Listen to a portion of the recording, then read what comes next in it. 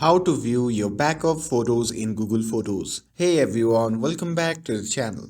In today's video, I'm going to show you how you can easily view your backup photos in Google Photos. So if you are using Google Photos to back up your picture and videos, you might be wondering how to check exactly which files have been saved. So in this guide, I'll show you how to do just that. So now without further ado, let's open the Google Photos app on your device. And once you have opened the app, simply tap on your profile icon shown in the top right corner of the screen. And after tapping that, on a pop-up menu you can see the option label photo settings. Simply tap on that. Now next, tap on backup to check if backups are enabled and see which Google account is storing your photos. However, this section doesn't display the specific photo that have been backed up.